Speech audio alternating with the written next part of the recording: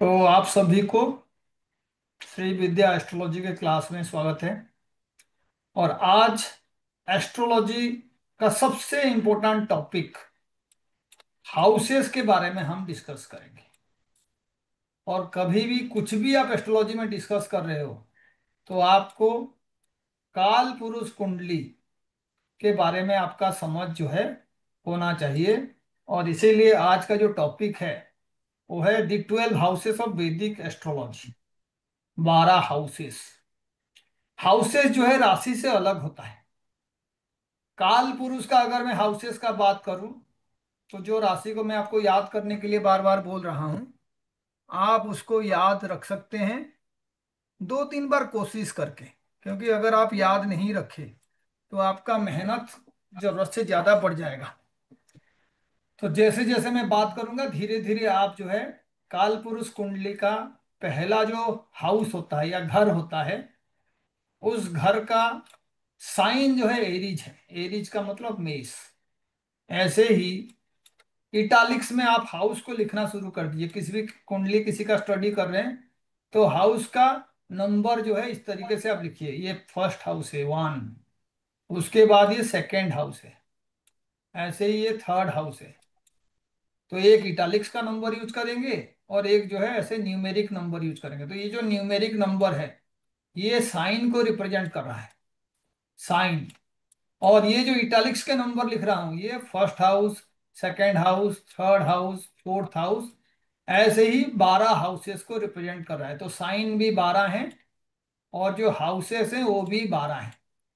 और इन दोनों के बीच जो भी रिलेशनशिप है उसको आप इस तरीके से समझिए कि एक इंसान को हमने खड़ा कर दिया। तो सबसे ऊंचा और सबसे हाईएस्ट लेवल पे बॉडी का कौन सा पार्ट रहेगा? हेड। खड़ा कर दिया आपने किसी को, हेड। हेड। तो ये जो है एक्चुअल में हेड है, हम्म। First house. कुंडली हम्म। का भी हेड है ये। इसीलिए लोग पूछते हैं लगन का क्या इंपॉर्टेंस है, फर्स्ट हाउस का क्या इंपॉर्टेंस है। तो हम्म। मैं कहता हूं आपके जीवन में आपके हेड, आपके मस्तिष्क, आपके सर का जो इंपॉर्टेंस है वही है। हम्म। हम बातों बातों में कहते हैं कि इसने ऐसा काम किया है कि मेरा सर जो है झुक गया है। सर झुक गया का मतलब है आपका वाह। प्रतिष्ठा में आना जाना है। तो वाह। इसीलिए ये फर्स्ट हाउस जो है ये आपका प्रतिष्ठा को भी रिप्रेजेंट करता है। साथ में आपका जो भी स्टेटस है, लोग बताते हैं भाई प्रभात सर को जानते हैं क्या? तो मेरा कोई पर्सनालिटी है जिसकी वजह से लोग मुझे जानते हैं। कोई कहेगा सर एस्ट्रोलॉजर है, कोई कहेगा सर फिजिक्स के प्रोफेसर हैं, कोई कहेगा सर लॉयर भी हैं। तो अल्टीमेटली ऐसे क्या है कि मेरे पास मल्टी टैलेंटेड प्रोफेशंस का रिलेशनशिप है। क्या मेरा ये फर्स्ट हाउस जो मेरा हेड है इनका किसी और भी प्लानेट के साथ या इन तमाम चीजों के साथ रिलेशनशिप है?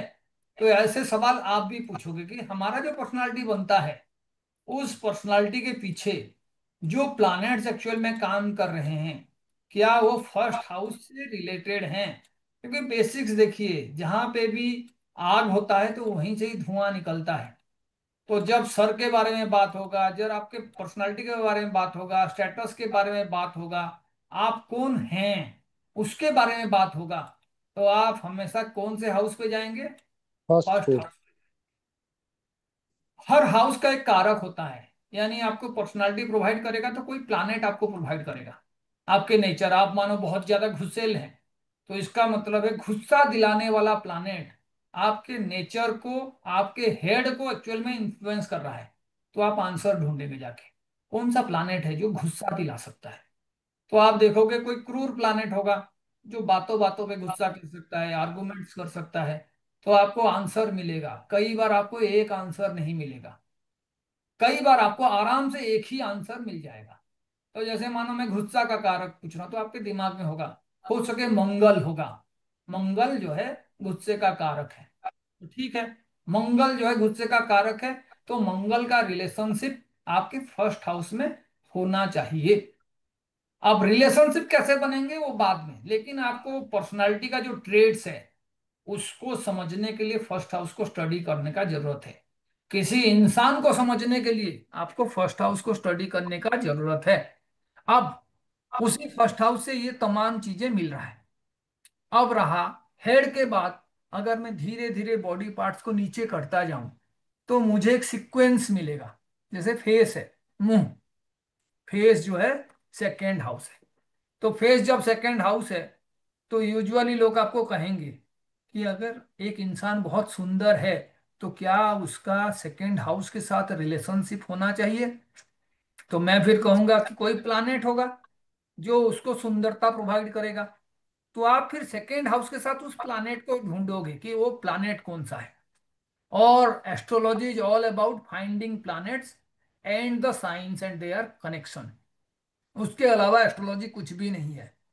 पहले आपको कनेक्शंस ढूंढने, हाँ जी फेस है, तो फिर आपको लगेगा ऐसे कौन से प्लैनेट्स हैं जो एक्चुअल में सुंदरता दे सकते हैं। ये प्लानेट होंगे, सुंदरता को रिप्रेजेंट करने वाला प्लानेट होगा। आप इंग्लिश में पढ़ते हैं man is from Mars and womens are from Venus. सुंदरता के साथ हम लेडी को जो है कनेक्ट करते हैं। तो डेफिनेटली वीनस ऐसा प्लानेट है, अगर वो सेकंड हाउस में रहेगा तो आपको सुंदरता मिलेगा। चंद्रमा अगर अच्छे स्थिति में है तो आपको सुंदरता मिलेगा। सनी है तो आपको एक हाइट मिलेगा, उसका एक पर्टिकुलर कलर भी है। तो हो सके वो इंसान थोड़ा सा व्हाइटिश कलर में होगा। तो हम देखेंगे फेस को सेकेंड हाउस से। तो बॉडी पार्ट्स जो है फेस के अंदर भी कई चीजें रह सकते हैं। जैसे फेस के अंदर आंखें होते हैं, तो आप देखो एक इंसान अगर सामने मुंह किया हुआ है तो ये दोनों हाउसेस उसके आंखें हैं। एक लेफ्ट आए है एक राइट आए है, लेकिन वो सारे फेस में आ रहे हैं। ऐसे ही आगे थोड़ा बढ़ गए आप तो ये थर्ड हाउस में आ जाएंगे। तो थर्ड हाउस जो है आपका बाहों को रिप्रेजेंट करता है ना, बाहों को। तो आप जो है बॉडी के पार्ट्स को एक सीक्वेंस में समझने का कोशिश कर रहे हैं, सिर्फ हाउस का एक कॉम्बिनेशन लेके। फोर्थ में जैसे ही जाओगे तो ये हार्ट को रिप्रेजेंट करेगा। तो किसी का हार्ट में प्रॉब्लम है तो 5 नंबर हाउस, 4 नंबर हाउस, इसमें किसी तरीके का नेगेटिव प्लैनेट्स रहना चाहिए। पॉजिटिव क्या है नेगेटिव क्या है बाद में आएंगे, लेकिन मैं बॉडी पार्ट्स को समझाने का कोशिश कर रहा हूँ। तो अल्टीमेटली आप क्या करो, हेड से टो तक जा रहे हो। तो कोई पूछेगा अच्छा पाँव को कौन रिप्रेजेंट करेगा। तो आप देखो लास्ट में जो भी साइंस हैं वो सारे लेग को रिप्रेजेंट करेंगे, पाँव को रिप्रेजेंट करेंगे। तो एक सीक्वेंस है। अब मैंने क्या किया, आपको बॉडी पार्ट्स को समझाने के लिए उस सीक्वेंस को यूज किया, लेकिन अभी मैं रिलेशनशिप को समझाने के लिए भी यूज करूंगा। तो रिलेशनशिप में आप देखो घर का सबसे बड़ा कौन होता है। अब पेट्रियार्कल सोसाइटी में फादर को सबसे बड़ा कहा जाता है। तो अब हेड जो है सन होता है। किसी भी किंगडम का हेड जो है वो राजा होता है। और ग्रहों का राजा कौन है, ग्रहों का राजा सन। सूर्य। तो इसका मतलब है कि एरीज के बारे में जब मैं बात करूंगा तो कोई कहेगा क्या ये फादर को रिप्रेजेंट कर सकता है। मैं कहा नहीं, ऐसा कोई जरूरी नहीं है कि वो फादर को रिप्रेजेंट करेगा। लेकिन फादर के साथ इसका बहुत बड़ा रिलेशनशिप है। तो एक ग्रह को मैं फादर के साथ रिलेट कर रहा हूं और मैं हाउस को भी फादर के साथ रिलेट कर रहा हूं।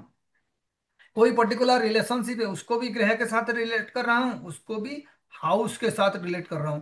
क्योंकि हाउस और प्लैनेट इंटरलिंक्ड है। कुछ ना कुछ आंसर अगर प्लैनेट दे रहा है तो उसका एक आंसर जो है आपको हाउस भी प्रोवाइड करेगा। तो हम लोग मानिए ये मिट्टी है और यहाँ पे हम लोग जो है एक पौधा लगाएंगे, है ना। एक पौधा जो है हम लगाने का कोशिश करेंगे। तो अल्टीमेटली ये जो मिट्टी है ये एक्चुअल में वो साइन है या हाउस है। और बिना साइन के हाउस होता नहीं है। तो इसीलिए ये मिट्टी जो है साइन और हाउस है। और उस मिट्टी में जो पेड़ आप लगाए हो वो आपका प्लानेट है ना। अगर इनका कनेक्शन आप समझ गए कि अच्छा मिट्टी है, उपजाऊ जमीन है, और उसमें आपने उस वेदर में बढ़ने वाला प्लानेट लगा लिए, यानी दोनों का ऐसा रिलेशनशिप है कि इस प्लानेट को एनर्जी आराम से मिल जाएगा, ग्रोथ का एनर्जी मिल जाएगा। तो फिर ये प्लानेट जो है बहुत जल्दी बड़ा प्लानेट बन जाएगा, बड़ा प्लांट बन जाएगा, ग्रो करके फ्रूट भी आपको प्रोवाइड करेगा। तो इसीलिए हम जो है रिलेशनशिप को समझने के लिए शुरू कहाँ से करते हैं, फर्स्ट हाउस से रिलेशनशिप को शुरू करते हैं। तो आपके लाइफ में सबसे फर्स्ट किसी का भी नंबर आएगा तो वो आप हो खुद। इसीलिए फर्स्ट हाउस जो है आपको रिप्रेजेंट करता है। चाहे सूर्य वहां पे सबसे शक्तिशाली क्यों ना हो, लेकिन फर्स्ट हाउस का मतलब आप हो, आपकी पर्सनालिटी है। तो जो पर्सन इसके साथ कनेक्टेड है वो फर्स्ट हाउस है। आप जो आपके रिलेटिव्स हैं वो सारे सेकंड हाउस में आते हैं, रिलेटिव्स। जैसे आपका फेस आ रहा था, अभी रिलेटिव्स आ रहे हैं, रिलेशनशिप। जो आपके छोटे भाई बहन हैं उनको थर्ड हाउस से देखा जाता है। तो कोई कहेगा सर मेरा तो चार पांच भाई बहन है, तो आप उनको कैसे देखेंगे थर्ड हाउस से? तो मैं कहूंगा ये आपके इमीडिएट छोटा भाई है या बहन है। मानो किसी का चार भाई बहन है, तो ये थर्ड हाउस जो है छोटे भाई बहन का है। तो इससे छोटा कहाँ पे होगा? इसको काउंट कर लें, 1 2 एंड 3। तो ये आपका सेकेंड जो है आपके लिस्ट में, आप पहला हो। इसके बाद आपका ये छोटा भाई का घर है। उसके बाद मानो एक बहन है, तो वो भी 3 नंबर यहाँ पे आ जाएगा, तीसरा। फिर यहां से काउंट कर लेंगे 3। तो ये 3 3 नंबर के गैप में आपके जो है भाई बहनों का लिस्ट आ रहा है। तो आप अगर इसको छोटे भाई को देख रहे हो तीसरे नंबर पे, तो इसका मतलब है अगर मैं उल्टा चाल चलूं तो आप बड़े भाई को देखोगे, है ना? ये आप खुद हो, 3 नंबर आपके भाई बहन है। तो यहां से आगे जैसे बढ़ जाओगे तो आपका छोटा भाई मिल रहा है या छोटा बहन मिल रहा है जो आपके इमीडिएट छोटा है। पीछे चले जाओगे तो आपसे बड़ा वाला भाई बहन मिल जाएंगे यहाँ पे। और ये रिलेशनशिप हर जगह पे रिपीट होगा, समझने के लिए कि मैं अगर एक चीज को समझ गया तो मैं उस चीज को उसके नंबर के रिपीटेशन से समझूंगा। और उस तरीके को कहते हैं भवत भावम प्रिंसिपल। यानी जो नंबर एक्चुअल में आपको कुछ आइडिया दे रहा है, उस नंबर से सेम नंबर काउंट करके आप कुछ और आइडिया पा सकते हैं। अब कोई कहेगा हाँ जी ये तो मेरे मदर हैं, फोर्थ हाउस मदर को रिप्रेजेंट करता है। तो इसका मतलब हुआ मदर का मदर कहाँ पे आएंगे? 1 2 3 4। तो ये आपके मदर के मदर है। ऐसे ही अगर ये छोटा भाई है तो आप यहाँ पे देखोगे कि हाँ जी छोटे भाई का छोटा भाई। तो आप वहां से ये 3 नंबर है तो 3 नंबर काउंट कर लीजिए। ऐसे ही आपका ये जो 5 नंबर है ये आपके बच्चों को रिप्रेजेंट करता है, चिल्ड्रेन, हाउस ऑफ चिल्ड्रेन, है ना? 5 नंबर का हाउस, तो हाउस ऑफ चिल्ड्रेन है। अब वो चिल्ड्रेन का चिल्ड्रेन को कैसे देखोगे? तो इसका मतलब है कि ये अगर आपका चाइल्ड है और वहां से 5 काउंट कर लोगे तो ये आपका चाइल्ड का चाइल्ड होगा, है ना? अब ऐसे ही हम लोग अलग अलग हाउसेस को कनेक्ट कर लेंगे और रिलेशनशिप को हम समझेंगे। जैसे फादर, तो यूजुअली यहाँ पे एक कंट्रोवर्सी है। अगर ये मदर हैं तो उनके स्पाउस को यहां से देखा जाता है, किसी का भी स्पाउस 7 नंबर घर से देखा जाता है। ये आप हो तो आपके स्पाउस को कहां से देखोगे? 7 नंबर से। ऐसे ही आपका छोटा भाई है तो इसके स्पाउस को कहां से देखोगे? यहां से 3 3 6 और 7 काउंट कर लीजिए, तो ये आपका हो गया। ऐसे ही ये मदर हैं तो फादर को भी 10th हाउस से देखा जाता है। और फादर गुरु होते हैं, हमें सिखाने वाला सबसे पहला इंसान फादर होते हैं। गुरु को इस हाउस से देखते हैं, तो आप जो है 9th हाउस से गुरु को देख लेंगे। ऐसे ही आप जो है अपने वाइफ को यहां से देखें तो वाइफ का रिलेटिव्स, उसी के सेंस में आप देखोगे उनके परिवार यानी इन लॉज, वो 8 नंबर घर से दिख जाएंगे।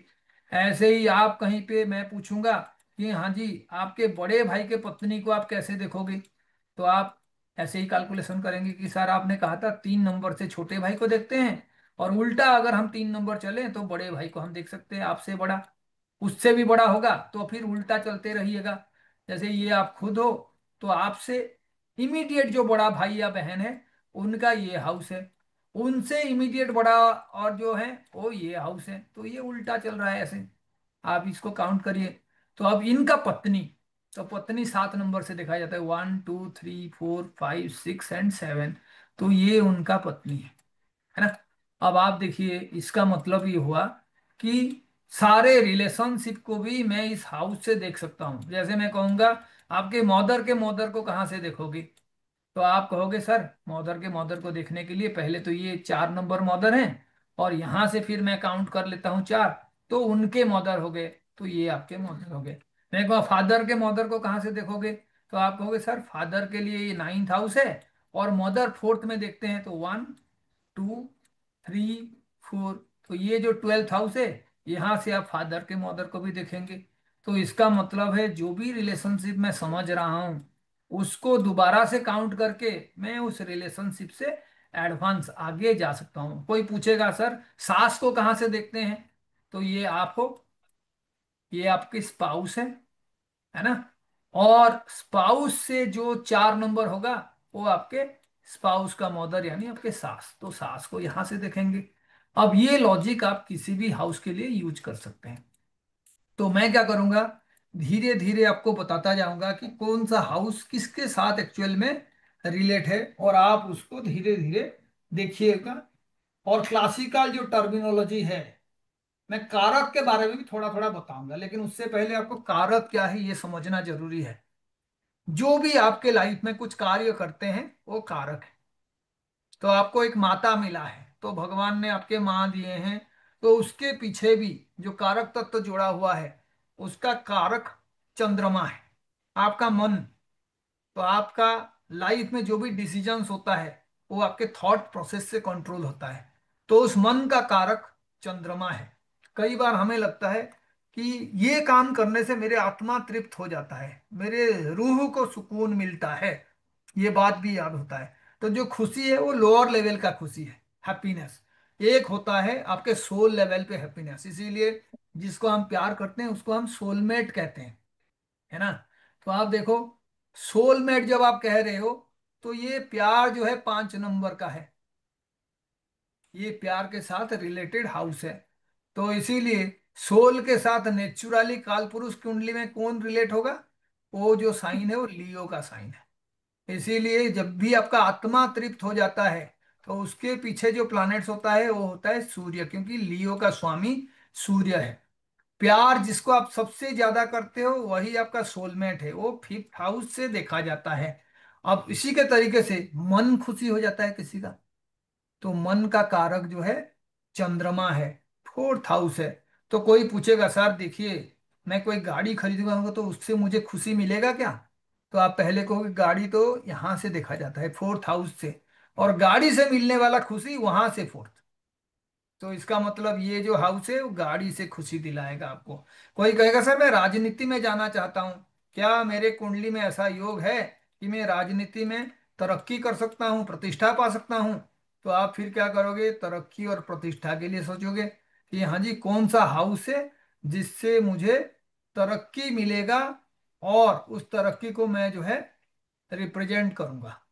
तो इसको रिप्रेजेंट करने के लिए सबसे जो इम्पोर्टेंट चीज है वो है हर हाउस के साथ हमें जो है चीजों को समझना कि कौन से हाउस किस चीज को रिप्रेजेंट कर रहा है। अब उसको फिर हम आगे एक्सटेंड करते जाएंगे। तो आप देखिए सबसे पहला हाउस जिसको मैंने लगन कह के इंट्रोड्यूस किया, वो आपको रिप्रेजेंट करता है, जो सेल्फ है। आपके बॉडी को रिप्रेजेंट करता है। वाइटालिटी का मतलब है आप एक्चुअल में फिजिकली कितना फिट हो, कोई बीमारी से आप अपने आप को किस तरीके से प्रोटेक्ट करते हो, आपके पास ऐसे क्या गुण है जिससे आप शरीर जो है तंदुरुस्त रहता है, फिट रहता है, वाइटलिटी। और अपियरेंस, क्योंकि ओवरऑल आपका जो पर्सनालिटी है वो आपके ओवरऑल अपियरेंस पे डिपेंड करता है। सेकेंड हाउस खाली फेस को रिप्रेजेंट करता है, लेकिन ओवरऑल जो फिजिकल अपियरेंस है वो भी आपको जो है फर्स्ट हाउस से मिलता है। तो ये मैं आपके साथ शेयर करूंगा, तो आप इसको धीरे धीरे कनेक्ट करोगे कि हाँ जी मेरा पर्सनालिटी के साथ कौन से प्लैनेट कनेक्टेड है, मेरे पर्सनालिटी के साथ कौन सा साइन कनेक्टेड है। लेकिन पर्सनालिटी हमेशा फर्स्ट हाउस से ही देखा जाएगा। तो किसी ने आपको पूछ लिया आप बताओ जी फादर का पर्सनालिटी कैसे देखोगे, तो देखो फादर के लिए हम 9th हाउस को लेते हैं। आपको ये स्क्रीन दिखाई दे रहा है ना। जी सर। Yes hello, sir. हाँ जी। तो फादर को हम जो है 9th हाउस से देखते हैं। तो आप 9th हाउस से जब देख रहे हो फादर को, तो आप क्या करोगे, यहाँ पे फादर के लिए जो कंडीशंस है उसको आप यूज करोगे। हाँ जी, फादर का पर्सनालिटी मैं 9th हाउस से देखूंगा। मदर के पर्सनालिटी कहाँ से देखोगे, anybody who can say. 4th house से। 4th हाउस से। अभी कोई प्लानेट का बात नहीं हो रहा है, अभी सिर्फ हाउस का बात हो रहा है। तो हम मदर को क्या करेंगे, 4th हाउस से देखेंगे। ऐसे ही आप लोगों को कोई पूछेगा छोटे भाई का पर्सनालिटी को कहाँ से देखोगे, वो किस तरीके का इंसान है, तो आप उसको भी यूज कर सकते हैं। और उसके लिए आपको जो है इस तरीके से देखना होगा कि हाँ जी वो इमीडिएट छोटा भाई है तो 3rd हाउस से मैं उसका पर्सनालिटी देखूंगा। तो आप ऐसे ही सेकेंड हाउस पे जब आएंगे तो सेकेंड हाउस से भी आप कई सारे चीजें समझने का प्रयत्न करेंगे। सेकेंड हाउस क्या रिप्रेजेंट करता है? आपके धन को। जो भी आपके पास रिकरिंग इनकम होता है, हर महीने आपको मिलता है, चाहे वो आपके प्रोफेशन के वजह से मिले, चाहे आपके बिजनेस के वजह से मिले, रेगुलर इनकम, कहीं आपको रेंट मिल रहा है, तो यूजुअली उस धन का जो कारक होता है वो ये होता है आपको कि हाँ जी, धन जो है मैं यहां से रिप्रेजेंट कर सकता हूं। अब धन को रिप्रेजेंट करना है तो आप क्या करोगे, यहां से आपको समझना होगा कि सेकेंड हाउस से हम इसको देख सकते हैं, धन। ऐसे ही आपका स्पीच, यानी आप किस तरीके से बोलते हो, आपका लहजा कैसा है, क्या आप गुस्से से बोलते हो, क्या आप लॉजिकली बोलते हो, क्या आप जरूरत से ज्यादा बोलते हो, क्या आप किसी को बोल के एक्चुअल में किसी का दिन खराब कर सकते हो। तो ये बोलने वाला जो क्वालिटी है वो भी आपके सेकेंड हाउस से आप देखोगे। ऐसे ही मानिए आपको फैमिली के बारे में देखना है, तो फैमिली के बारे में भी आप जो है देख सकते हैं आपके सेकेंड हाउस से, क्योंकि आपके रिलेटिव्स वगैरह जो है सेकेंड हाउस से आते हैं। अब वैल्यूज, वैल्यूज का मतलब है कि आपके एक्चुअल में जो गुण है, किस तरीके का अपब्रिंगिंग है आपका, वो भी आप जो है देख सकते हैं। तो देखिए उसके नीचे हमने क्या किया है, सबका जो है कारक को भी रिप्रेजेंट किया है, लेकिन ये कोई फुल एंड फाइनल आंसर्स नहीं है। फर्स्ट हाउस का कारक लिखा हुआ है सूर्य, आत्म कारक लिखा हुआ है, क्योंकि सूर्य आत्मा को रिप्रेजेंट करता है। लेकिन अगर मैं बॉडी का बात करूं, आपके शरीर कैसा है, वाइटलिटी कैसा है, तो उसका कारक बन जाएंगे मंगल। ये याद रखना है, शरीर का कारक मंगल है, आत्मा का कारक सूर्य है। ऐसे ही धन का कारक जो है तीनों प्लानेट है यहाँ पे, क्योंकि सेकेंड हाउस कालपुरुष कुंडली में वीनस का होता है, टॉरस साइन होता है, उसमें चंद्रमा सबसे बली होता है, और जुपिटर जो है एक्सपांसन और ग्रोथ का कारक है। तो बिना पैसे के ग्रोथ जो है संभव नहीं है ना। तो इसीलिए आप क्या करोगे, इस चीज को समझने का प्रयत्न जब करोगे, तो सबसे पहले इनके हाउस के सिग्निफिकेंस के साथ साथ कौन से प्लानट वो चीज आपको दिला सकता है, उस कारक को भी आप समझने का कोशिश करेंगे। ये आपका थर्ड हाउस है। थर्ड हाउस जो है पराक्रम को दिखाता है। आपको कोई टास्क दे दिया गया तो आप उसको पूरा करने के लिए क्या एफर्ट्स लगाते हो, आपका करेज कितना है, हिम्मती हो या डरपोक हो। आपके छोटे भाई बहन को भी यही रिप्रेजेंट करता है, सिबलिंग्स। और उसके बाद आपका रिटिन कम्युनिकेशन स्किल, सेकेंड हाउस आपका वाणी है, तो ये आपका वर्बल कम्युनिकेशन है, मुंह से बोलने वाला ताकत। लेकिन रिटिन कम्युनिकेशन जो है थर्ड हाउस से देखा जाता है। तो आप देखो जो रिटिन कम्युनिकेशन है उसका भी कारक मरकरी है। सेकेंड हाउस में मैंने स्पीच लिखा हुआ है, यहाँ पे मरकरी लिखा नहीं हुआ है, लेकिन स्पीच का कारक जो है मरकरी है। फैमिली का कारक जो है चंद्रमा है। वैल्यूज का जो कारक है वो जुपिटर है। धन का कारक जुपिटर वीनस चंद्रमा है। क्या समझे इससे? इससे आपको ये समझ में आया कि आपका जो टोटल रिलेशनशिप है, वो रिलेशनशिप सिर्फ एक पर्टिकुलर जो है उस पे रिप्रेजेंट नहीं करता है। आपका रिलेशनशिप जो है डिपेंड करता है कि कौन से प्लैनेट और कौन से साइन एक्चुअल में उस पर्टिकुलर चीजों को रिप्रेजेंट करते हैं। तो आपको एक बहुत ही बढ़िया एग्जांपल यहाँ पे दिया गया है।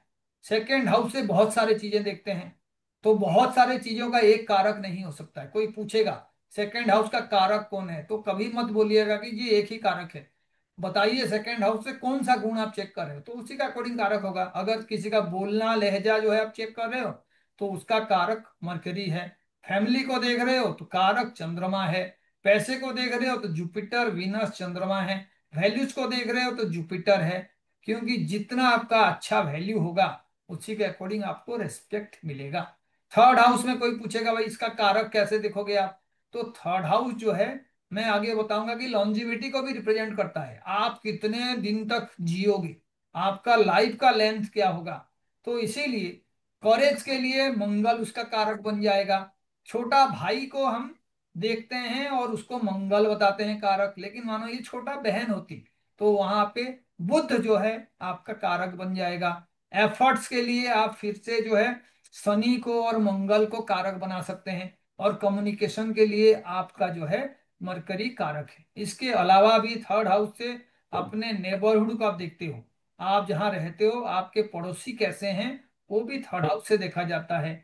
आपका जो घर है वो आपका फोर्थ हाउस है, जहाँ पे आप रहते हो।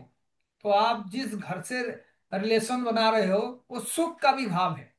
यूजुअली वो इंसान खुशी होता है, खुश होता है, सुखी होता है जिसके फैमिली का एक्चुअल में रिलेशनशिप बहुत ही अच्छा हो। उसके घर में सारे मिल बैठ के खाना खाते हैं, एक दूसरे का बात को ध्यान से सुनते हैं, बड़े आराम से आदब कायदे के साथ बात करते हैं। तो ये सारे चीजें फोर्थ हाउस है, सुख का पहला कारण यही है। तो आप देखो, इसको एजुकेशन कहा जाता है, फैमिली एजुकेशन, प्राइमरी एजुकेशन। आपको क्या सिखाया गया है, पापा ने क्या सिखाया है, मम्मी ने क्या सिखाया, घर से आप क्या सीखे हो। तो एजुकेशन जो प्राइमरी होता है उसको भी फोर्थ हाउस से देखा जाता है। जो घर आपने बनाए हो उसको भी फोर्थ हाउस से देखा जाता है। आपके माताजी को भी फोर्थ हाउस से देखा जाता है। अंदर ही अंदर कितना खुश हो आप, इनर पीस, बाहर तो दिखावा नहीं कर रहे हो, अंदर आपका हालत खराब है, वो इनर पीस जो है वो भी आपका इसी भाव से देखा जाता है। जो आपके लैंडेड प्रॉपर्टी है वो प्रॉपर्टी भी आपके फोर्थ हाउस से देखा जाता है। तो आप देखो फिर से वही बात हो गया कि कई सारे चीजें हैं, तो कारक क्या होगा। तो एजुकेशन जो प्राइमरी है उसका कारक जो है आपका फिर से बुध बन जाएगा। माता का जो कारक है वो चंद्रमा बन जाएगा। जो घर आप बनाए हो वो भी डिपेंड करता है, जुपिटर और मून जो है उसके कारक बनेंगे।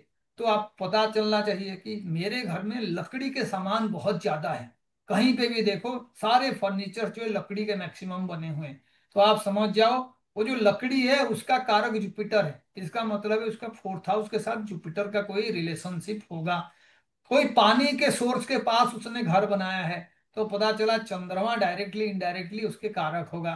इसके घर के आसपास कहीं पे तालाब हो सकता है, नदी हो सकता है।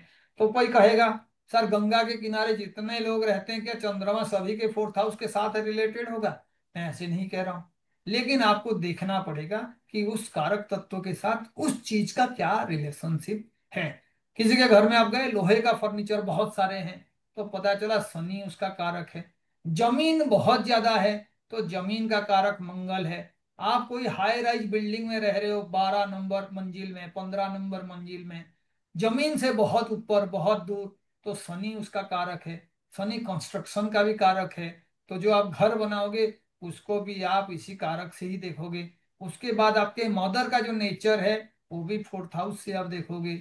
आपका जो एजुकेशन है प्राइमरी अच्छा था बुरा था वो भी देखोगे। अंदर से आप जेलसी फील करते हो, इनर पीस है आपका, आपके पास प्रॉपर्टी है या नहीं, मल्टीपल प्रॉपर्टी है क्या, सारे चीज इसी फोर्थ हाउस से देखोगे। अगर उसका कारक अच्छे जगह पे बैठा हुआ है, पावरफुली बैठा हुआ है, तो भगवान ने आपको किस्मत वाला इंसान बनाए हैं जिसको माँ का बहुत बड़ा, आप कह सकते हो, हेल्प मिल सकता है। उसके माँ जो है उनके लाइफ को क्रिएट करने में और एस्टेब्लिश कराने में, पर्सनालिटी बनाने में, किसी तरीके का एजुकेशन और उसके लाइफ में जो ग्रोथ है उसको एक मुकम्मल पोजीशन तक पहुंचाने में बहुत बड़ा रोल प्ले किए हैं।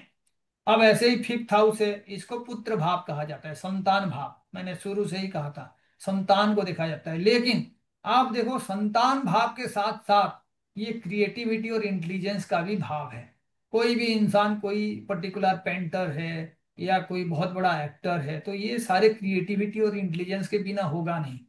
तो कई बार क्या होता है, वो क्रिएटिव इंसान जो है, क्रिएटिविटी को तो फिफ्थ हाउस से देखते हो, कोई स्किल आप सीखे हो वो भी आप फिफ्थ हाउस से देखते हो। यहाँ पे पास्ट लाइफ का मेरिट यानी पूर्व पुण्य कहा गया है। तो जब मैं नाइन्थ हाउस में जाऊंगा तो मैं वहां से रिलेशंस बताऊंगा कि कैसे आप पूर्व पुण्य को भी यहाँ से देखते हो। तो आप देखिए इसका भी जो कारक है, संतान का कारक, वो जुपिटर है। प्रोजेनी और विजडम, ज्ञान का कारक सूर्य है। ये आपका लव, प्यार के लिए यहाँ पे लिखा नहीं हुआ है, जो आपका लव रिलेशनशिप है उसको भी फिफ्थ हाउस से देखा जाता है। सोलमेट को फिफ्थ हाउस से देखा जाता है। तो सूर्य उसका कारक बनते हैं। और इसी के अकॉर्डिंग अगर मानो मैं क्रिएटिविटी का बात करूंगा, कोई आर्टिस्ट है तो वीनस उसका कारक बनेगा।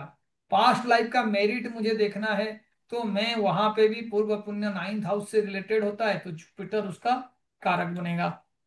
छठे हाउस को शत्रु भाव कहा जाता है। शत्रु भाव, कोई भी तरीके का शत्रु जो है, आपके अंदर ही बहुत सारे शत्रु छिपे हुए हैं।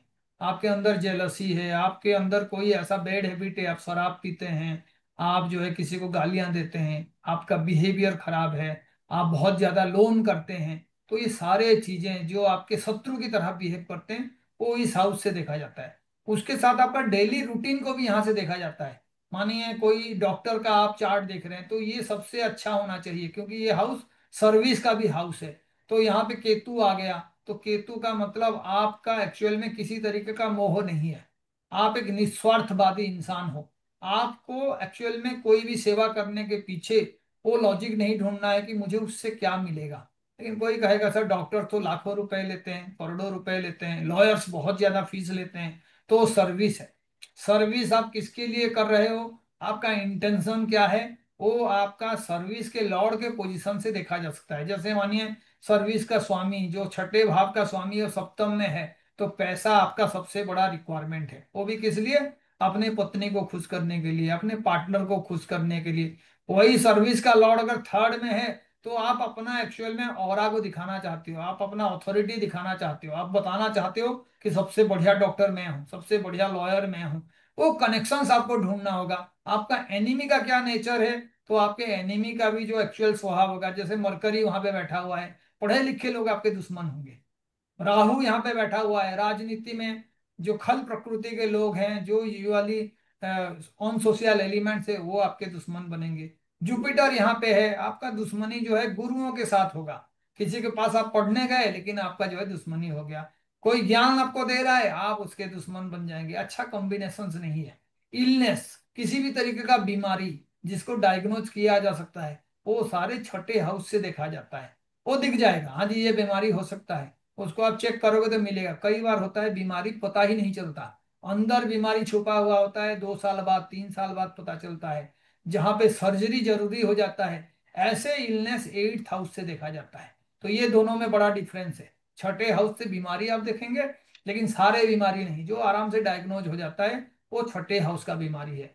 जो पता नहीं चलता या जिस बीमारी की वजह से सर्जरी रिक्वायर्ड होता है, वो 8th हाउस से आप देखते हैं। तो आप देखो, छठे हाउस शत्रु को हानि पहुंचाने वाला भाव भी हो सकता है। अगर मानो कोई ऐसा प्लानेट है जिसका पावर बहुत ज्यादा है, लेकिन वो एक नेगेटिव प्लानेट है, वो छठे हाउस में आपका रह गया, तो ऐसे कॉम्बिनेशन को शत्रु हंता योग कहते हैं। शत्रु हंता का मतलब जो अपने शत्रु को पराजित कर पाए, हंता का मतलब बद्ध करना। लेकिन आज के डेट में शत्रु को हरा देना ही शत्रु हंता योग का डेफिनेशन है। तो आपके अगर उस चार्ट में मंगल रह गया, शनि रह गया, राहु रह गया, ऐसे लोग जो है किसी भी कंपटीशन में आराम से हार नहीं मानते हैं। क्योंकि ये सारे जो है ना रेजिलियंट प्लानेट है।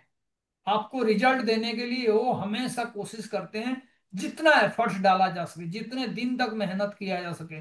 तो यूजुअली देखा जाता है जो भी कंपटीशन में अच्छा करते हैं, कोई एग्जाम वगैरह में, नीट का एग्जाम दे रहे हो, कोई इंजीनियरिंग का एग्जाम दे रहे हो, मरकरी अच्छा होना चाहिए, क्योंकि कालपुरुष कुंडली में मरकरी इसका स्वामी है। मैं बार बार कहता हूँ, कोई भी हाउस है उसमें जो उसका कालपुरुष कुंडली का स्वामी है, आप उसका कारकत्व जैसे भी हो उस हाउस के साथ पाएंगे। जैसे 4th हाउस है कालपुरुष कुंडली में, उसका जो स्वामी है चंद्रमा है, तो इसीलिए चंद्रमा इसके साथ जैसे भी हो जुड़ा होगा। 5 नंबर हाउस जो है सूर्य का है, तो इसमें सूर्य जैसे भी हो जुड़ा होगा।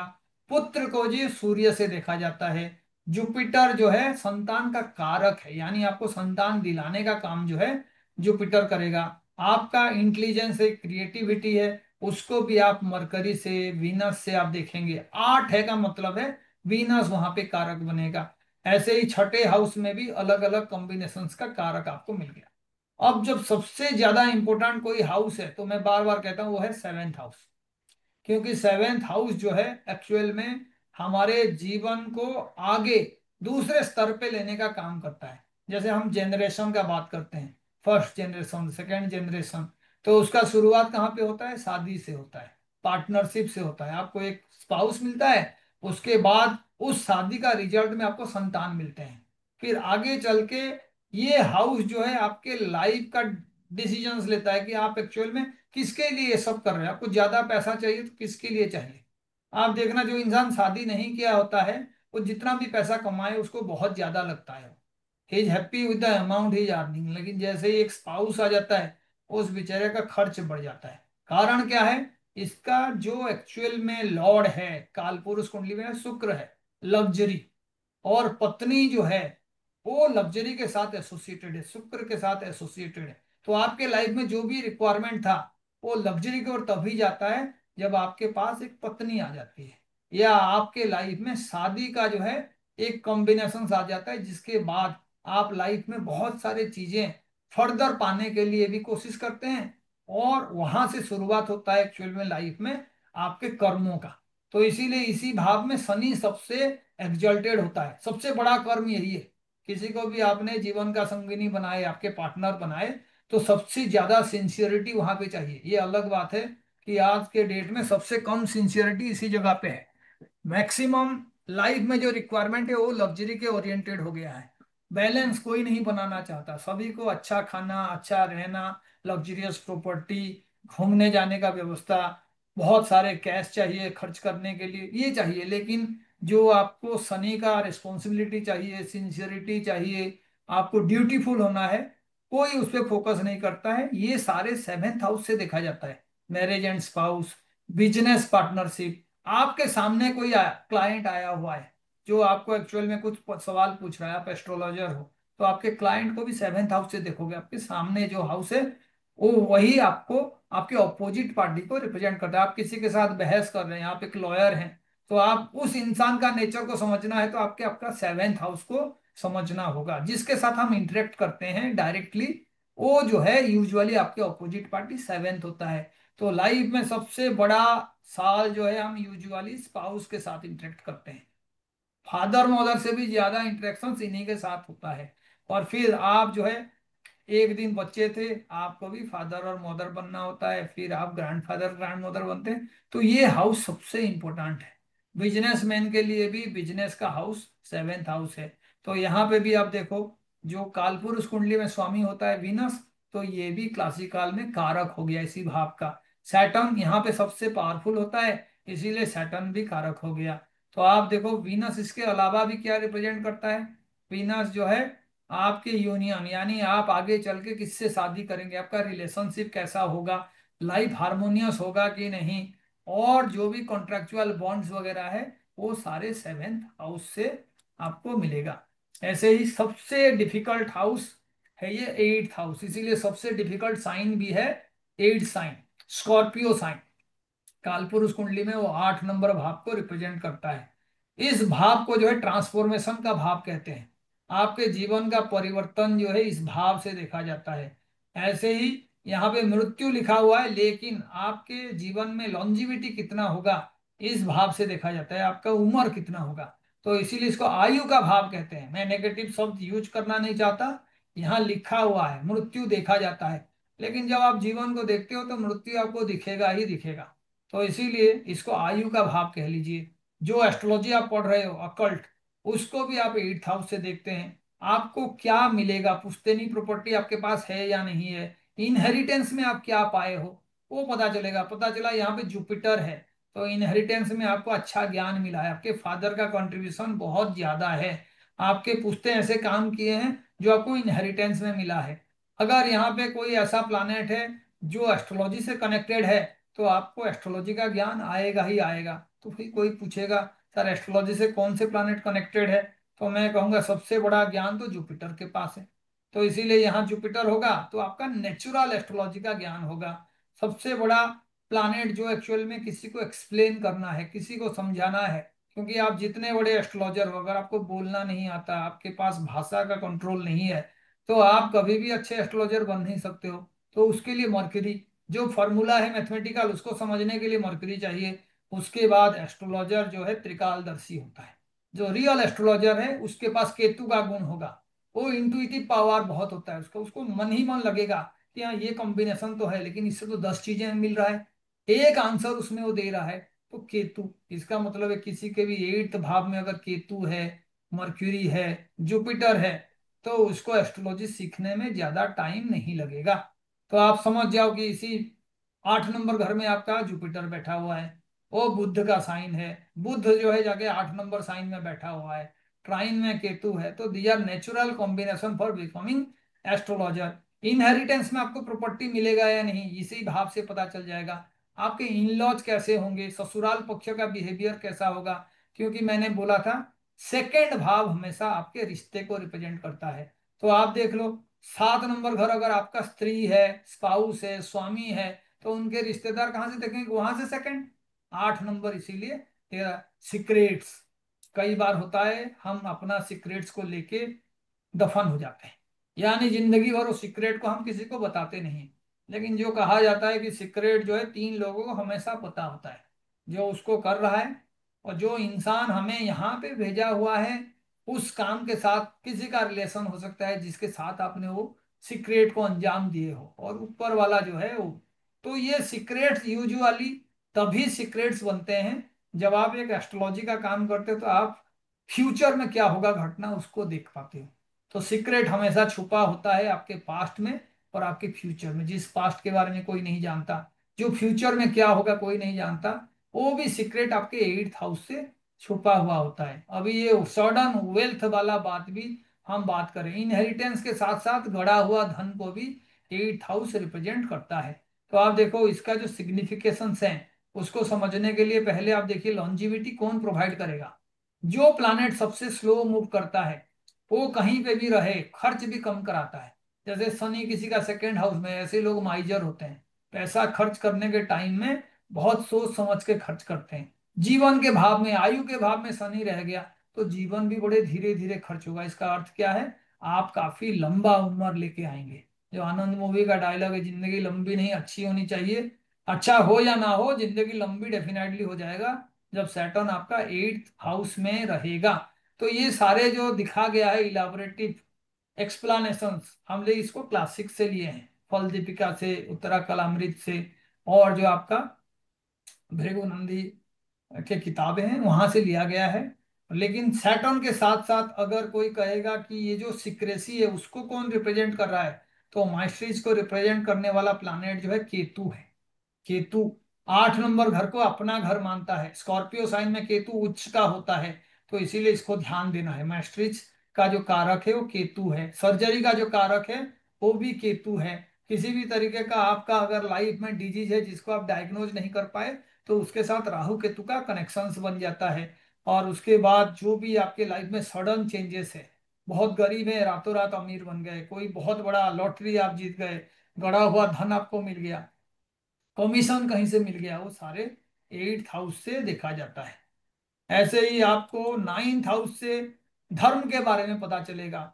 जो आपका हायर एजुकेशन से, खास करके एमएससी, एमए, पीएचडी, ये जो एजुकेशंस हैं ये सारे जो हैं हायर लर्निंग का हिस्सा हैं। जो स्पेशलाइज्ड नॉलेज है, जैसे मानो कोई लॉ कर रहा है, कोई मेडिसिन के बारे में पढ़ रहा है, तो वो भी आप जो है इसी हाउस से देखेंगे।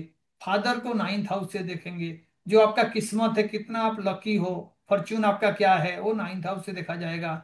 धर्म को 9th हाउस से देखा जाएगा। आप कभी कहीं घूमने के लिए जा रहे हो, लॉन्ग डिस्टेंस जर्नीज है, पिलग्रिमेज, जो आप तीर्थ यात्रा करते हैं, वो सारे इसी भाव से देखा जाता है। तो देखो धर्म का कारक जुपिटर है, धर्म का कारक सूर्य भी है, फादर का भी कारक जो है वो सूर्य है। और जो आप कितने ग्रेसफुली बिहेव करते हो, राजा की तरह आपका जो आदत है, वो भी आपका देखा जाए। आप लिनेज यानी आपने जो अ, जगह पे जन्म हुए हैं, तो आपके एंसेस्टर्स ऐसे हैं, वो भी रिप्रेजेंट करता है।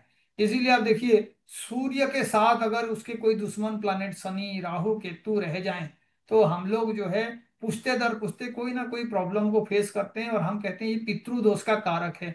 ऐसे ही मातृदोष का कारक कब बनेगा, चंद्रमा अगर माता है, राहु केतु उसके साथ मिल जाए तो मातृदोष का कारक बनेगा। और ये जो धर्म और भाग्य का भाव है, ये एक्चुअल में हम लोग इसको एक बैंक बैलेंस की तरह यूज करते हैं। हम कुछ अच्छा काम करते हैं तो इस भाव का कैपेसिटी बढ़ता है। हम ज्यादा पढ़ाई करते हैं तो भी हमारे लाइफ में 9th हाउस का पावर बढ़ता है। फादर को ज्यादा रिस्पेक्ट देते हैं तो भी हमारा 9th भाव जो है अच्छा काम करता है, तो हम फॉर्चुनेट बन जाते हैं। तो यूजुअली लोगों को कहा जाता है जिसका किस्मत साथ नहीं दे रहा है, सूर्य का आराधना करना चाहिए, जुपिटर का जो है कोई रिमेडी उसको करना चाहिए, और आपका धर्म के लिए इंटरेस्ट होना चाहिए, घर में कोई धार्मिक अनुष्ठान करना चाहिए। ये सारे इसी 9th हाउस से ही पता चलेगा। आप अच्छा पढ़ोगे या नहीं, कोई क्वालिफिकेशन पाने के लिए आपको धक्का खाना पड़ेगा, आराम से हो जाएगा। 9th भाव में कोई भी खराब प्लानेट बैठा हुआ है, कमजोर प्लानेट बैठा हुआ है, तो आप समझ जाइए उसका हायर एजुकेशन लर्निंग में दिक्कत होगा, फादर के साथ अच्छा रिलेशन नहीं होगा, किस्मत में बार बार उसको धोखा मिलेगा, धर्म पे बहुत ज्यादा बिलीव नहीं करेगा वो इंसान, और वो इंसान कोई भी लंबा यात्रा में निकल गया तो उसको नुकसान पहुंचेगा।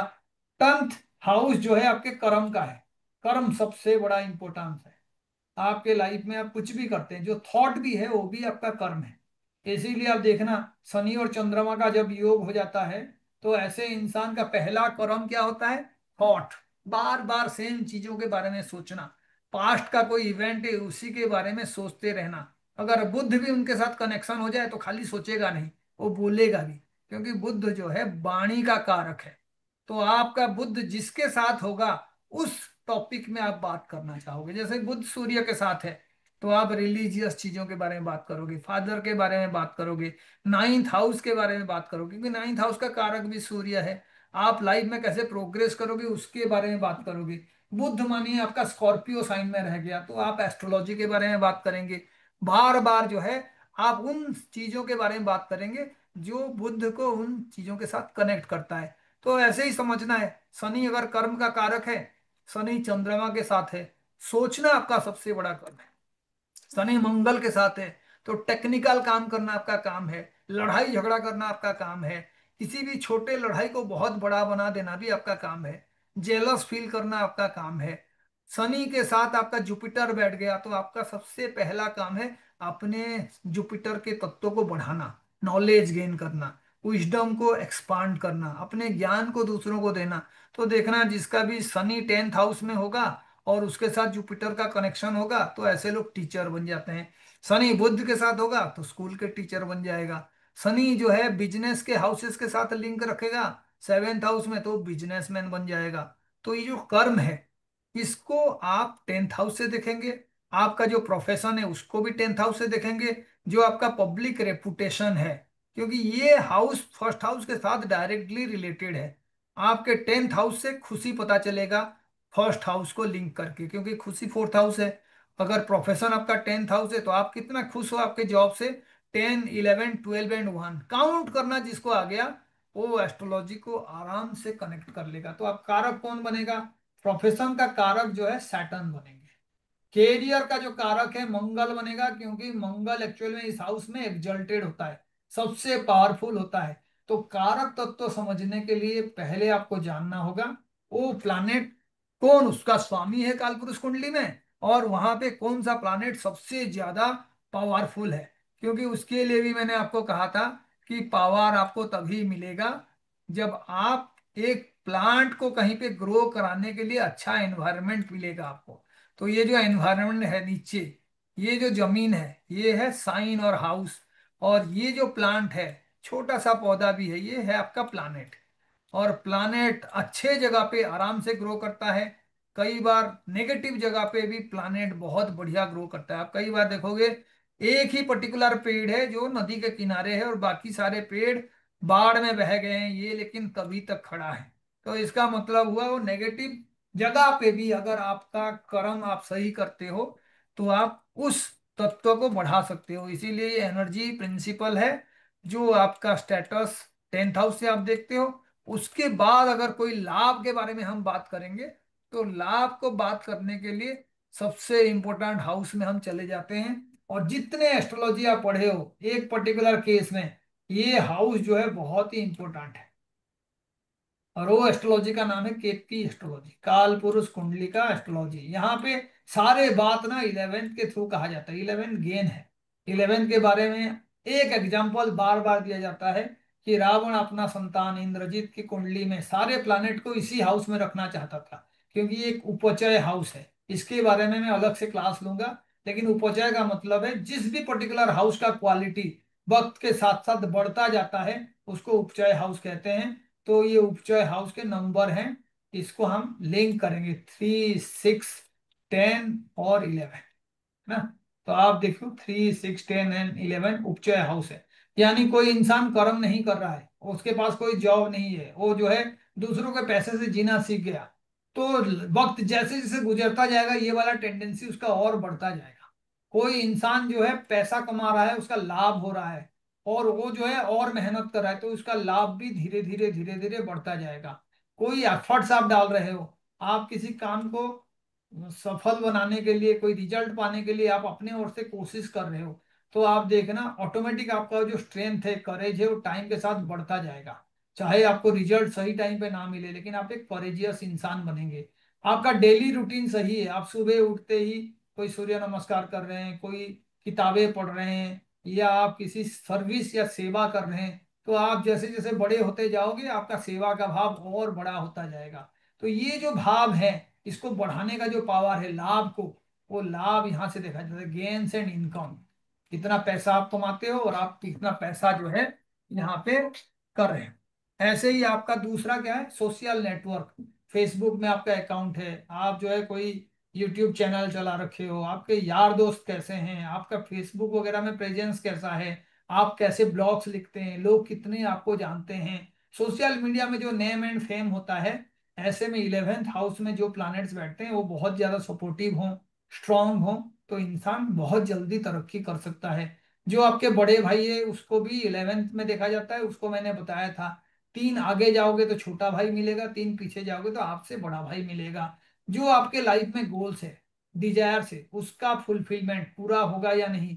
आप गाड़ी खरीदना चाहते हो, घर खरीदना चाहते हो, कुछ भी है, उसके साथ 11th हाउस को जुड़ा जाता है। इसीलिए केपी कुंडली में क्या करते हैं, जैसे मानिए किसी ने कहा 4th हाउस मेरा घर है, तो घर आप खरीदोगे या नहीं, उसका लाभ आपको मिलेगा कि नहीं, वो आप 11 से देखते हैं। तो आपका कौन से हाउस एक्टिवेट होना चाहिए, 4th एंड 11th। आपको जो है रिकरिंग इनकम का मौका मिलेगा कि नहीं, पैसा आप कितना कमाओगे, तो इसके लिए आप कौन सा हाउस देखोगे, तो पैसे का हाउस सेकंड है, और वो होगा या नहीं होगा, विश फुलफिलमेंट का जो हाउस है वो 11th है।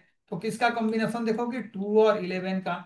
आपका जो है कोई संतान योग बन रहा है कि नहीं, तो संतान 5 नंबर घर है, तो 5 और 11 का कॉम्बिनेशन हो जाए तो संतान का योग बनेगा। इससे आपका फैमिली बढ़ता है, तो 2 को भी मिला दो। तो जब प्लैनेट्स 2 नंबर, 5 नंबर और 11 नंबर के साथ लिंक कर लेंगे, और उन्हीं का ही दशा चलेगा, तो आपके लाइफ में बच्चा भी मिलेंगे। तो ये सारे चीजें समझने के लिए 11th को समझना बहुत ज्यादा जरूरी है। कोई कहेगा जी हाँ मेरे भाई से मेरे को लाभ होगा कि नहीं, अब ये सवाल पे हम आ जाते हैं। तो भाई को कहाँ से देखेंगे, आपका एक ही भाई है, छोटा भाई है, तो छोटे भाई को हम देखते हैं 3 से।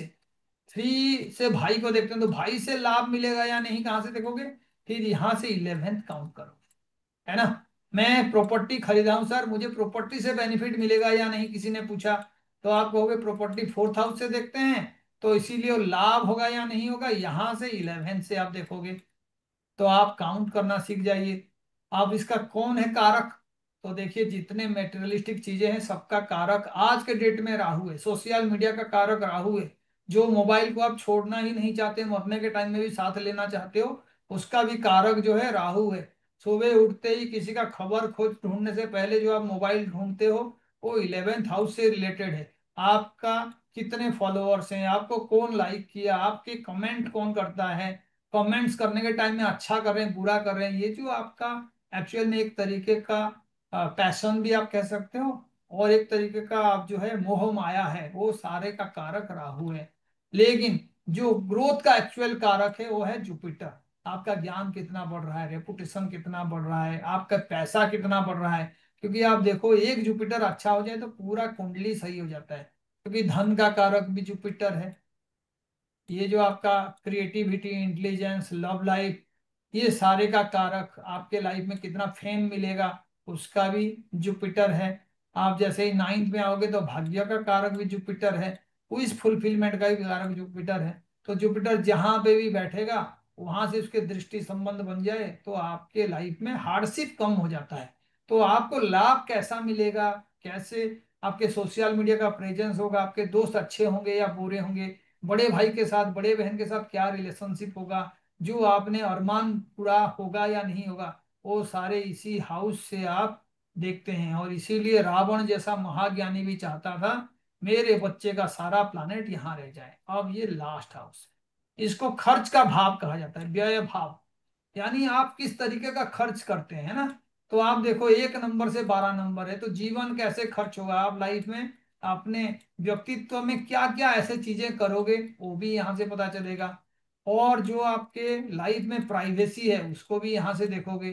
कोई चैरिटी है, आप चैरिटी को भी यहाँ से देखेंगे। आइसोलेशन, आप अलग थलग पड़ेंगे कि नहीं, उसको भी आप यहाँ से देखोगे। कौन से चीजों में आप ज्यादा खर्च करोगे, जैसे मानो यहाँ पे विनस रह गया किसी के भी 12th हाउस में, तो पता चला वो रिलेशनशिप में बहुत पैसा खर्च करेगा, पत्नी के लिए बहुत पैसा खर्च करेगा, लग्जरी के लिए बहुत पैसा खर्च करेगा, क्योंकि वीनस उसका कारक है।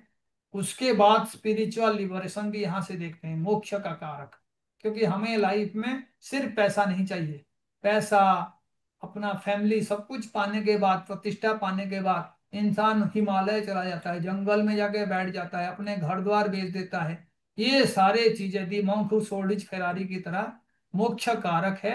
आपका स्पिरिचुअल लिबरेशन यहां से देखते हैं। कई लोग पूछते हैं जी हमारे देश में तो कुछ नहीं है, मैं फॉरेन जाना चाहता हूँ। तो फॉरेन लैंड को भी ये रिप्रेजेंट करता है, फॉरेनर्स को भी ये रिप्रेजेंट करता है। पास्ट लाइफ का जो कार्मिक रेसिड्यू है वो भी यहाँ से पता चलता है। और यहाँ पे लिखा हुआ है सैटर्न इज द कारक, लेकिन मैं कहूंगा मोक्ष का कारक जो है केतु है। ऐसे ही ये 12th हाउस जो है पाइसेस साइन में पड़ता है, तो जुपिटर भी इसका कारक है। तो जुपिटर जो है हर किसी का डायरेक्टली इनडायरेक्ट कारक है। इसीलिए जुपिटर जो है आपको रिप्रेजेंट करता है। ये याद रखना है आपको, यू आर जुपिटर। जो जीव है वो जुपिटर है, उसके सारे ख्वाहिश डायरेक्टली इनडायरेक्टली जुपिटर से है। ये वृद्धि का कारक है, मेटेरियलिस्टिक वृद्धि का कारक राहु है। और राहु और जुपिटर एक साथ रह जाएं तो आपको मेटेरियलिस्टिक चीजें बहुत मिलेगा, लेकिन उसके साथ में जुपिटर के तत्व खराब हो जाते हैं, क्योंकि राहु जो है काल है। हर चीज का काल जो है राहु है। इसीलिए राहु से बच के रहना है। आपके खराब समय चल रहा है तो उस खराब समय का भी जो काल है वो भी राहु है। आपके लाइफ में कोई परिवर्तन चाहिए तो जल्दी कोई करेगा तो भी राहु है।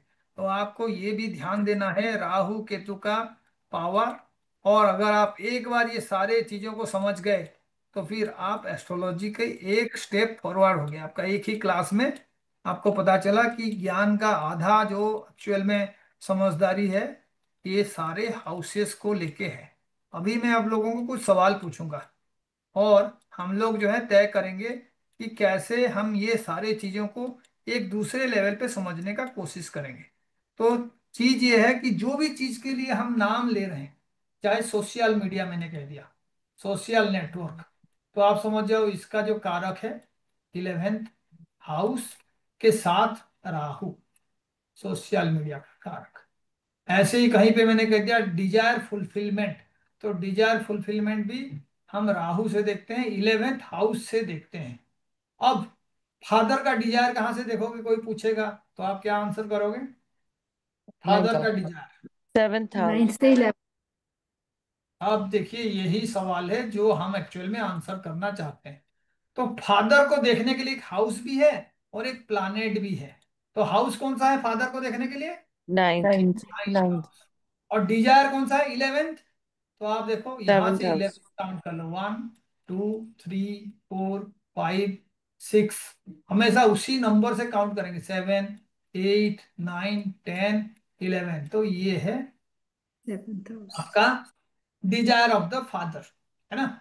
लेकिन अब जो डिजायर ऑफ द फादर है वो यहां से भी हम देखेंगे प्लानेट के हिसाब से। प्लानेट कौन है जो फादर को रिप्रेजेंट करता है? सन। सन। तो आप क्या करोगे, सूर्य से 11th में भी आपका डिजायर जो है फादर का देख सकते हो। आपका खुद का डिजायर कहाँ से देखोगे? तो आप जुपिटर हो, तो जुपिटर से 11th भी आपका डिजायर है और आपके लगन से भी 11th आपका डिजायर है। आप मदर का खुशी कहीं से देखोगे तो कहाँ से देखोगे? चंद्रमा से देखोगे, और चंद्रमा से 4th में भी मदर का खुशी आप देखोगे, है ना। आप जो है प्राइमरी एजुकेशन कहाँ से देखोगे? तो प्राइमरी एजुकेशन किसी ने फिफ्थ मानो हाउस। कहा 4th। तो आप अपने छोटे बच्चे का प्राइमरी एजुकेशन देखना है तो आपका ये पहला संतान है, तो वहां नाइन्थ से हाउस। 4th हाउस उसका प्राइमरी एजुकेशन है। ठीक है। हायर एजुकेशन आप देखना चाहते हो, आपका जो हायर एजुकेशन हो किस तरीके का है, तो हायर एजुकेशन यहां से देखते हैं। छोटे भाई का हायर एजुकेशन कहाँ से देखोगे? छोटे भाई ये है, तो यहां से 9th कैलकुलेट कर लो, 3 3 6, इलेवेंथ हाउस। 3 9, तो ये आपका छोटे भाई का हायर एजुकेशन है। आप फॉरेन जाओगे कि नहीं, कहाँ से देखोगे? Usually twelfth house. 12th house से देखोगे। तो उसका कारक कौन है? जो फॉरेन को रिप्रेजेंट करने वाले प्लानेट हैं। जैसे मानिए 12th हाउस है तो 12th हाउस का क्या स्थिति है? कारक शनि है, तो शनि से भी 12th हाउस आप देखोगे। राहु भी कारक है तो राहु से भी 12th हाउस देखोगे। तो ये उसका तरीका है समझने का। आपके स्पाउस को जॉब मिलेगा कि नहीं कैसे देखोगे? तो जॉब 10th हाउस है, आपको जॉब मिलेगा कि नहीं आपका 10th हाउस बताएगा। स्पाउस को कौन सा बताएगा? स्पाउस को जो है वहां से 10th, 7 से काउंट कर लोगे तो ये 10th हो जाएगा। ऐसे ही आप देखोगे कि आपका जो संतान है वो किस तरीके का जॉब करेगा, तो संतान को 5th हाउस से देखते हैं। अब वहां से 10th हाउस तो संतान का जॉब है, तो इसको भी देख लो आप। यहाँ से 3, फिर यहाँ से 6, और ये संतान का जॉब है ना। तो आप इस तरीके से अप्लाई करके बहुत सारे चीजें समझ सकते हैं। अब हम क्या करेंगे, एक कॉम्बिनेशन ले लेंगे और हम देखेंगे कि पर्टिकुलर हाउस से हम क्या क्या देख सकते हैं। मानिए 10 नंबर हाउस, इससे क्या हम देख सकते हैं। तो ये देखिए, ये यहां से 10 नंबर है, तो ये आपका क्या है, कर्म है। प्रोफेशन। तो आपका प्रोफेशन यहां से कितना नंबर है, ये 9 नंबर है। तो पैसे के साथ जुड़ा हुआ आपका भाग्य को आप यहां से देख सकते हो। आपके रिश्तेदार आपके लाइफ में काम में आएंगे कि नहीं, वो भी यहां से देख सकते हो, क्योंकि उनसे जुड़ा हुआ किस्मत। आप जो बात करते हो उस बात से आपको लाभ होगा कि नहीं, किस्मत में क्या है, क्या आपको कभी भी अपने वाणी के वजह से पैसा मिलेगा। तो इसको भी आप देखोगे इसी हाउस से, है ना, क्योंकि ये सेकेंड से 9th हाउस है। मैं कहूंगा कि नहीं जी, आपके रिलेटिव्स का जो है नेचर कैसा होगा, तो आप क्या करोगे, नेचर तो हम फर्स्ट हाउस से देखते हैं सर। तो इसीलिए नेचर या पर्सनालिटी को देखना है रिलेटिव का, तो वो सेकेंड हाउस से आप देखो, क्योंकि ये सेकेंड हाउस जो है रिलेटिव का पर्सनालिटी है। अभी मैं कहूंगा कि ये जो हाउस है ये थर्ड के साथ कैसे लिंक्ड है, तो आप कैलकुलेट करोगे, 3, 3, 6, 2, 8। यानी आपका छोटे भाई के लाइफ में कुछ चेंजेस वगैरह होगा कि नहीं, परिवर्तन होगा कि नहीं, वो यहां से देखोगे। उसको एस्ट्रोलॉजी में पसंद, एस्ट्रोलॉजी आता है कि नहीं, वो एस्ट्रोलॉजी पढ़ेगा या नहीं पढ़ेगा, वो भी 8th हाउस से आप देखोगे, क्योंकि 8th हाउस एस्ट्रोलॉजी का भी रुझान को बताता है। 8th हाउस लाइफ में चेंजेस को भी बताता है, प्रॉपर्टीज वगैरह उसको मिलेगा कि नहीं वो भी यहाँ से बताता है। ऐसे ही ये मदर है, और यहाँ से आप देखोगे तो मदर का जो हस्बैंड है, फादर के लिए भी 10th हाउस देखेंगे। उनका जो लाइफ में कोई पार्टनरशिप वगैरह है, वो मदर का कुछ बिजनेसेस है, तो उस बिजनेस में कौन हिस्सेदारी करेगा, वो भी यहाँ से देखोगे। उनके लाइफ में कितना बैलेंस था, वो भी यहाँ से देखोगे। ऐसे ही आपका संतान के हाउस से कौन सा है, 6 नंबर है। तो जो संतान का अवगुण है, किसी तरीके का डिजीजेस, किसी तरीके का बैड हैबिट्स, वो भी संतान का आप इसी हाउस से देखेंगे। ये छठा हाउस है, तो आपका जो शत्रु है उसका स्किल क्या है, कौन से गुण उसका, उसमें महारत हासिल किया हुआ है, उसका टैलेंट क्या है, उसका इंटेलिजेंस लेवल क्या है। गधा तो नहीं है मेरा जो दुश्मन है, वो भी देखोगे तो इसी हाउस से पता चलेगा इसमें किस तरीके का क्वालिटी है, और इन दोनों प्लैनेट्स का रिलेशनशिप। तो इसीलिए आप देखो, ये सेम हाउस है, देखने के लिए एक ही लाइन है, लेकिन इसके अंदर बहुत सारे लेयर्स छुपे हुए हैं। ये आपके स्पाउस है, तो स्पाउस का नेचर क्या है, वो खुश रहती है या नहीं, उसका मेंटल लेवल क्या है, उसका माइंड का जो थिंकिंग पैटर्न है वो क्या है, वो सारे यहाँ से पता चलेगा। आपके स्पाउस के पास कौन सा व्हीकल होगा, स्पाउस के पास किस तरीके का घर होगा, उसमें उसका क्या कंट्रीब्यूशन होगा, वो अपने मन को खुश रखने के लिए क्या करती है, ये सारा चीजें यहाँ से पता चलेगा, क्योंकि स्पाउस से फोर्थ है। ये आपका इन लॉज है, तो आपके इन लॉज जो है किस तरीके का पराक्रम दिखाएंगे, कोई एफर्ट्स वो करेंगे या नहीं करेंगे। उनके जो छोटे भाई बहन है आपके इन लॉज के, फैमिली से भी आपको पता चलेगा, आपके सालों के बारे में, उनके नेचर के बारे में। आप यहाँ से भी बहुत सारी चीजें समझ सकते हैं। उसके बाद जैसे मानिए ये आपका 9th हाउस है, तो भाग्य का वृद्धि को भी यहाँ से देखेंगे। उसके साथ जो है भाग्य से आपको क्या लाभ मिलेगा, आप कोई हायर एजुकेशन किए हैं तो उससे पैसा मिलेगा या नहीं मिलेगा।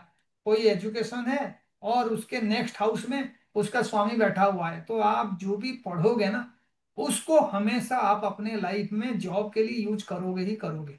अगर मानो वो नहीं है, तो इसका मतलब है कि हो सके आप पढ़े कुछ और आप बिजनेस या कोई और फील्ड में काम कर रहे हो। तो ये रिलेशनशिप सारे समझना है। जैसे सेकंड हाउस धन का है, तो आप बताओ एस्ट्रोलॉजी से धन मिलेगा कहाँ से देखोगे, 8वें हाउस। 9th हाउस से। एस्ट्रोलॉजी हाँ। आपका 8th हाउस है, एक हम्म। हाउस आगे, क्योंकि सेकंड हाउस धन का है। प्रोफेशन से आपको पैसा ढंग का मिलेगा कि नहीं, उसको आप यहां से देखोगे। फॉरेन से आपको लाभ मिलेगा कि नहीं, आप यहां से देखोगे। आपका जो व्हीकल वगैरह है उससे लाभ मिलेगा कि नहीं, यहां से देखोगे। आपके बच्चों का फाइनेंसिस कैसे होगा, यहां से देखोगे। आपका जो डेली रूटीन है, हैबिट है, कोई सर्विस आप कर रहे हो उससे लाभ मिलेगा कि नहीं, यहां से देखोगे। स्पाउस से लाभ मिलेगा कि नहीं, यहां से देखोगे। इन लॉ से लाभ मिलेगा कि नहीं, यहीं से देखोगे। यानी मैं सेम चीज को यूज करके ये सारी चीजें धीरे धीरे धीरे धीरे समझ रहा हूं। अभी ये जितने हाउसेस है वो आपस में ऐसे ही कनेक्टेड है। जैसे मैं कहूंगा कि आपका लाइफ में पास्ट लाइफ का जो कंट्रीब्यूशन है कहाँ से देखोगे, उसको भाग्य कहते हैं। तो भाग्य कहाँ से देखते हैं? नहीं। नहीं। नाइन से। तो नाइन से नाइन क्या हो जाएगा? वो फिफ्थ हाउस। भाग्य का सीक्रेट को छुपाता है ना। वो भाग्य के वजह से आपका एक्चुअल में इस जन्म में क्या लाभ होगा, उसको यहां से देखोगे। भाग्य का एक्चुअल में रियल सेंस को समझना है तो ये हाउस इंपॉर्टेंट है। ऐसे ही मैं कहूंगा कि आपका आयु कितना, उम्र कितना है, ये आपके लाइफ में जो आपका डेथ का पीरियड है उसको काउंट करने के लिए कोई अंदाजा लगा सकते हो क्या?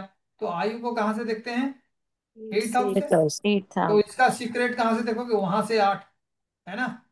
तो आप थर्ड देखो हाउस। ये हाउस, तो ये भी हाउस जो है आपके आयु के साथ कनेक्टेड है। दोनों का अगर स्ट्रॉन्ग प्लानेट है वहां पे जो है, अच्छे प्लानेट का दृष्टि है, तो आपके लाइफ में डेफिनेटली जो है अच्छा कंडीशंस होगा। कोई कहेगा जी मेरे लाइफ में कोई सडन डेथ का कॉम्बिनेशन है क्या? तो मैं कहूंगा हाँ जी, सडन मूव करने वाले प्लैनेट्स हैं, जैसे मार्स है ना, या जैसे मानो राहु है, केतु है, ये सारे मानो कनेक्टेड हैं ऐसे चीजों के साथ। तो सडन इवेंट्स हो सकता है। मार्स का मतलब किसी तरीके का वीपन से आपका डेथ हो सकता है। ऐसे ही रस्सी को रिप्रेजेंट करने वाला प्लानेट, जहर को रिप्रेजेंट करने वाला प्लानेट, केमिकल को रिप्रेजेंट करने वाला प्लानेट, अगर आपको पता है तो कोई जहर खा के मर सकता है। चंद्रमा खराब होके यहाँ बैठा हुआ है, राहु केतु साथ में है, सुइसाइड करने का टेंडेंसी। आपका लाइफ कैसे खत्म होगा उसके बारे में ये दोनों बात करेंगे, एक और दो। आपका भाग्य कैसे होगा, कम मेहनत में ज्यादा फल मिलेगा कि नहीं मिलेगा, तो उसके लिए भाग्य का हाउस और वहां से नाइन, तीन तीन छह तीन नौ, तो ये दोनों कनेक्ट हो जाएंगे। ये बताएंगे आपको भाग्य से किस तरीके का रिजल्ट आपको मिलेगा। कोई पूछेगा सर मैं फॉरेन जा रहा हूँ, मुझे लाभ होगा कि नहीं बताओ, तो आप क्या करोगे? दो हाउसेस को देख लोगे। पहले तो ये फॉरेन का हाउस है 12 नंबर, और 12 से 12 उसके पीछे वाला हाउस है, इन दोनों को देख लो।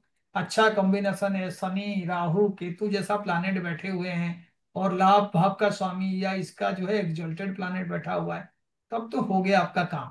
फॉरेन जाओगे तो आपको लाभ मिलेगा। कोई कहेगा मैं राइटर बनना चाहता हूँ, उससे मैं पैसा कमा पाऊंगा कि नहीं, तो पहले तो राइटिंग यहाँ से देखते हैं।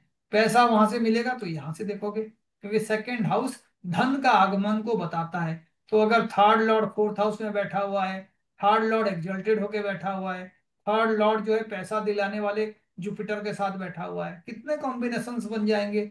आपका जो स्किल आप सीखे हो वहां से आपको रिकॉग्निशन मिलेगा कि नहीं, तो स्किल 5 नंबर घर से देखा जाता है। रिकॉग्निशन कहाँ से देखा जाता है? फेम, कोई हीरो नहीं। है वो बहुत पॉपुलर होगा, वो भी फिफ्थ हाउस से देखा जाता है। तो ये अगर आपका स्किल है तो वहां से फेम मिलेगा कि नहीं, वहां से फिफ्थ में पता चलेगा। फिफ्थ से फिफ्थ, है ना। आपके वाइफ जो है वो किस तरीके का जॉब करेगी, कहाँ से देखोगे? तो स्पाउस जो है आपका सेवेंथ हाउस से देखा जाता है। तो स्पाउस का जॉब कहाँ से देखोगे? ये सेवेंथ है तो यहाँ से टेंथ काउंट कर लो, वो फिफ्थ प्रोफेशन है। हाउस। तो इसी फोर्थ हाउस हाउस। से आप देखोगे, टेंथ हाउस, है ना। टेंथ हाउस प्रोफेशन का है। फिर सैटर्न जो है प्रोफेशन का कारक है, तो प्रोफेशन सैटर्न से भी देखोगे, और सैटर्न से टेंथ हाउस से देखोगे, 10 काउंट कर लोगे तो वहां से पता चलेगा। तो जो प्लानेट है वहां से भी आप देख सकते हो, जो हाउस है वहां से देख सकते हो। और एस्ट्रोलॉजी के लिए दोनों चीजों को मिक्स करने का जरूरत है। अभी मैंने आपको एक कॉम्बिनेशन बताऊंगा और पूछूंगा क्या मुझे एस्ट्रोलॉजी करना चाहिए या नहीं, कहाँ से देखोगे? एट हाउस से। तो पहला तो है एट्थ हाउस। सेकंड। उसके बाद बताओ कौन से प्लानेट उसका कारक है? तो ये स्कॉर्पियो साइन है। मरकरी और केतु। स्कॉर्पियो साइन है। तो इसीलिए स्कॉर्पियो साइन का मतलब हो गया केतु कहाँ पे बैठा हुआ है, आप वहां से भी एट्थ हाउस देखेंगे, समझे। एक तो केतु का पोजीशन देखेंगे, एट्थ हाउस को देखेंगे, और केतु से एट्थ हाउस। आपको फेम मिलेगा या नहीं, आपने 5 नंबर घर को यूज किया है, लेकिन सूर्य मानो आपका फेम का कारक है। तो सूर्य जहां पे बैठा होगा उसी हाउस से आप फेम को भी देखोगे। आपको गुरु कैसे मिलेगा, कहाँ से देखोगे? गुरु नाइन्थ नाइन्थ हाउस से हाउस। देखा जाता है। तो नाइन्थ को भी देखोगे, और आपके पास पुण्य होगा तो आपको अच्छा गुरु मिलेंगे नाइन्थ से। नाइन्थ को भी आप देखोगे। आपका स्पाउस जो है अच्छा मिलेगा या नहीं, कहाँ से देखोगे? तो स्पाउस के सेवन। लिए एक कारक है सेवेंथ हाउस। ऐसे ही 12th हाउस को भी देखा जाता है, क्योंकि सबसे ज्यादा प्राइवेट लाइफ आप अपने स्पाउस के साथ एक्चुअल में जो है खर्च करते हो। तो अल्टीमेटली वो प्राइवेसी अच्छा है कि नहीं, इसीलिए यहाँ पे सबसे एक्सल्टेड कौन होता है, वीनस होता है ना। तो आप ये 12th हाउस से देखोगे, ऐसा तो नहीं है कि प्राइवेट लाइफ जैसे ही आप बात करना शुरू किए लड़ाई झगड़ा हो गया। सबसे ज्यादा लड़ाई आपका अकेले में हो रहा है, तो इसका मतलब आपके स्पाउस से आपको कोई खुशी नहीं मिलेगा। खुशी 4th हाउस से देखा जाता है। तो first, second, third and fourth. आत्मिक खुशी, आत्मा से खुशी मिलना जो है सूर्य का काम है। तो सूर्य जहां पे बैठता है वो चीज करने से हमें बहुत ज्यादा खुशी मिलता है। जैसे सूर्य मेरा स्कॉर्पियो साइन में है, तो मुझे जो है एस्ट्रोलॉजी करने में खुशी मिलता है। सूर्य जो है बुध के साथ है, तो मुझे बोलने से खुशी मिलता है। बुध जो है एजुकेशन और इंटेलिजेंस का कारक है। तो आप जैसे जैसे प्रैक्टिस करते हैं वो चीजें मिलता है। प्रैक्टिस कहाँ से देखते हैं, 6th हाउस से देखते हैं। कोई प्लेयर है, अच्छा करेगा या नहीं करेगा, पहले तो आप देखो उसका सेवा करने का भाव कैसा है, उसका लाइफ में डेडिकेशन कैसा है, वो किस तरीके का कर्म करता है, उसका डेली रूटीन क्या है। तो ये उसका भाव हो गया पहला। फिर वहां से कर्म भाव को देखोगे, तो कर्म भाव में 3 3 6 3 9 1 10। तो इसका मतलब देखो उसके एफर्ट्स भी बताता है। कोई बच्चा कंपटीशन में सक्सेसफुल होगा या नहीं, तो आप देखोगे छठे हाउस में कौन सा प्लानेट बैठा हुआ है, आराम फरोश प्लानेट है या वो मेहनत पे बिलीव करता है। उसके बाद छठे से छठे को भी आप देखोगे तो उसको गेन बताएगा कि मेरे प्रोफेशन से गेन है। तो छठे से छठा भी देखूंगा, छठे से 11th को भी देखूंगा। इन दोनों का कनेक्शन से, सर मैंने जो एक प्रॉपर्टी खरीदा है 2 साल के बाद बेचूंगा, तो बताइए मुझे वहां से लाभ होगा या नहीं होगा। तो प्रॉपर्टी यहाँ से देखा जाएगा और लाभ यहाँ से देखा जाएगा, दोनों में कनेक्शन हो गया तो आपको लाभ मिलेगा। तो यही तो 11th वाला बात है। जो आपका केपी कुंडली है उस पे सब कुछ इस 11th के ऊपर डिपेंड करता है। जो आपका बीएनएन है वहां पे सब कुछ जो है ट्राइन के पावर के ऊपर डिपेंड करता है। उसके बाद फिर आते हैं 3 7 और 11। लेकिन ट्राइन बहुत इंपॉर्टेंट है। और जो नुकसान वाला बात है 12, तो जो काम आपका केपी में सारे 11th वाले प्लानेट कर रहे हैं, तो उससे 12 में जो प्लानेट होगा उस काम को बिगाड़ेगा। अब मैं आपको सिर्फ केपी का थोड़ा सा आइडिया देके ये क्लास बंद करूंगा।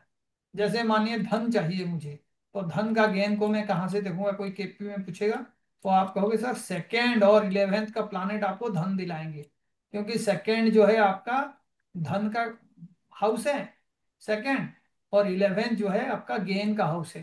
तो अगर आपका कोई प्लानेट 2 और 11 नंबर हाउस को इन्फ्लुएंस करे तो आपको धन मिलेगा। लेकिन धन का नुकसान कहाँ से देखोगे, तो सर 2 से पीछे ना 12 नंबर घर जो है 1 है, और 11 से पीछे जो है वो 10 नंबर है। तो जो भी प्लानेट आपके 1 नंबर और 10 नंबर घर को सिग्निफाई करेगा उस जगह पे आपको नुकसान होगा, पैसे का कमी होगा। ऐसे ही शादी कहाँ से देखोगे, तो आप कहोगे सर शादी के लिए ना हम ये हाउसेस को देखेंगे 2 7 और 11।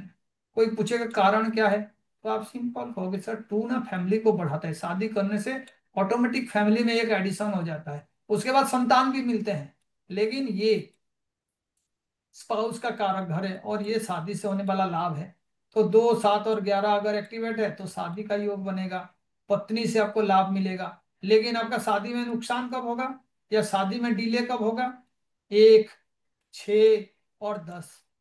तो ये मैं बता दूंगा तो आप ना कल से प्रेडिक्शन करना शुरू कर दोगे। लेकिन उससे पहले आपको हर हाउस के बारे में चीजें समझना है कि वो हाउस जो है कौन से रिलेशन को रिप्रेजेंट करता है, कौन से गुण को रिप्रेजेंट करता है, कौन से धन को रिप्रेजेंट करता है, कौन से ऐसा आपका सामाजिक प्रतिष्ठा है या आपका धन कमाने का टेंडेंसी है, एस्ट्रोलॉजी है। आप कोई भी शब्द ले लो उसके साथ जिस दिन आप हाउस को, साइन को जोड़ना सीख जाओगे, आप एस्ट्रोलॉजी में प्रेडिक्शन करने में कभी भी फेल नहीं होंगे।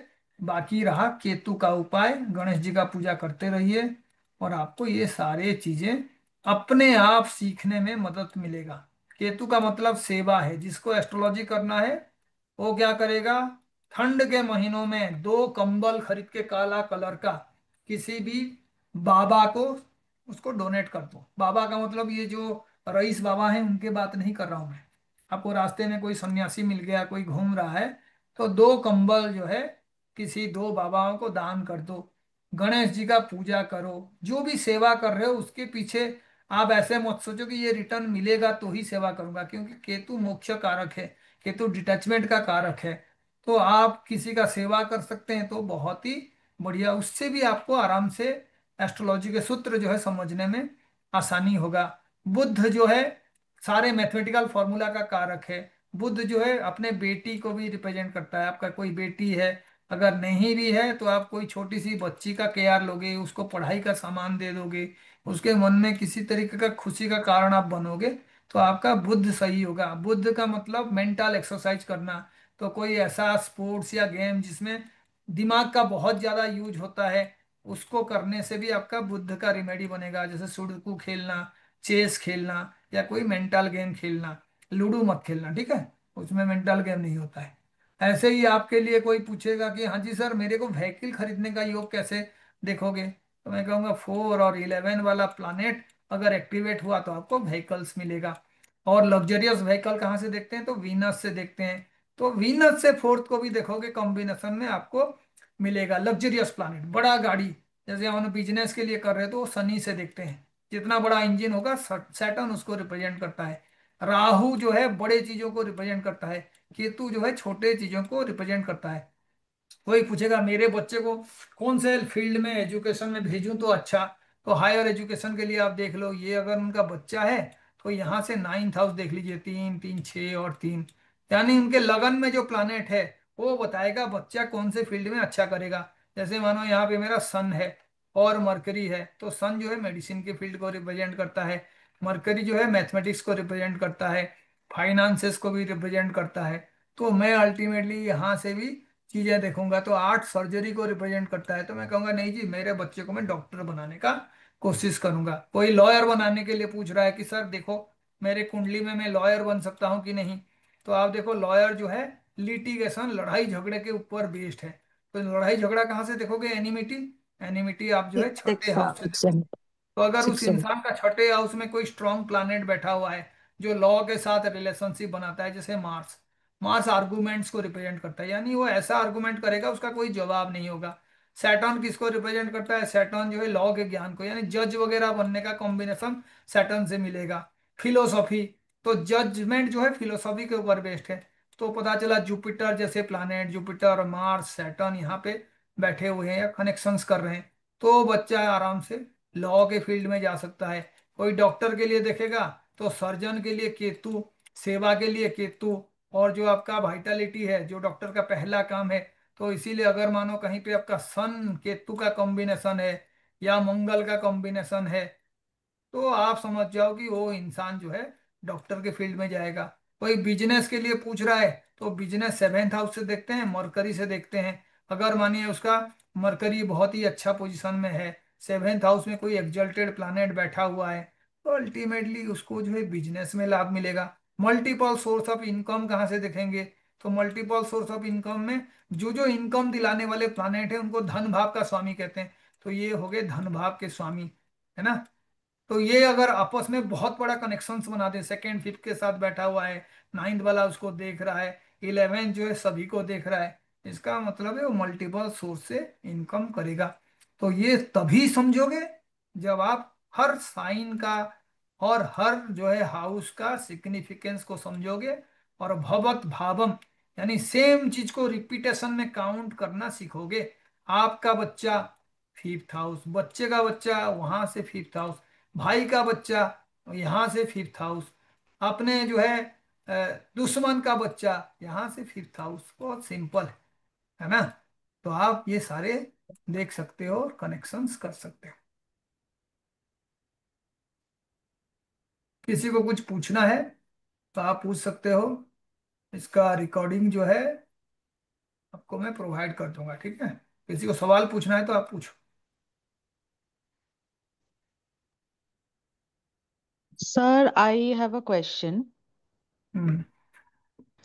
नमस्ते सर। सर आपने जैसे भावत भावन की कॉन्सेप्ट में बोला